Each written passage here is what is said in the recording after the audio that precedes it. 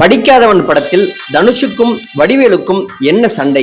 ஏன் விலகினார் வடிவேலு? படிக்காதவன் படத்தின் படப்பிடிப்பு ஹைதராபாத் ராமோஜிராவ் பிலிம் சிட்டியில் நடைபெற்றிருக்கிறது. வடிவேலுவும் தனுஷும் நேருக்கு நேர் பேசிக்கொள்ளும் காட்சி படமாக்கப்பட்டிருக்கிறது. ஆனால் தனுஷ் முகத்தை பார்க்காமல் வடிவேலு திரும்பியதால் கிட்டத்தட்ட 8 டேக்குகள் போயிருக்கிறது. உடனே இயக்குனர் சுராஜ் அதை சரி செய்ய முயல, அப்பொழுது வடிவேலு அவரை பார்த்து முறைத்திருக்கிறார். அதன் பின்பு 14 டேக்குகள் போன நிலையில் தனுஷ் வடிவேலுடன் சொல்லியிருக்கிறார், இயக்குனர் சொன்ன மாதிரி பண்ணுங்க என்ன என்று. ஆனால் வடிவேலு தனுஷை ஒரு முறை முறைத்து பார்த்துக்கிறார். பின்னர் இது குறித்து ஹோட்டல் ரூமில் தங்கி இருக்கும் பொழுது சந்திரமுகி படத்துல அவரது மாமனாருக்கே, அதாவது ரஜினிக்கே நான் தான் சொல்லி கொடுத்தேன், எனக்கு இவர் நடிக்க சொல்லி கொடுக்கிறாரு என்று சொல்லி இருக்கிறார் வடிவேலு. அதற்கு பின்பு மறுநாள் வில்ல நடிகர் சுமனை வடிவேலு சந்திக்கும் காட்சி, அவரது காலை அமுக்கும் காட்சி படமாக்கப்பட இருந்திருக்கிறது. ஆனால் தமிழ்நாட்டில் நான் மிகப்பெரிய காமெடி நடிகர், சுமனின் கால்களை எல்லாம் நான் பிடித்தால் என் கௌரவம் என்னாவது என்று கூறி உடம்புக்கு முடியல என்று யாரிடமும் சொல்லாமல் சென்னைக்கு திரும்பி விட்டாராம்.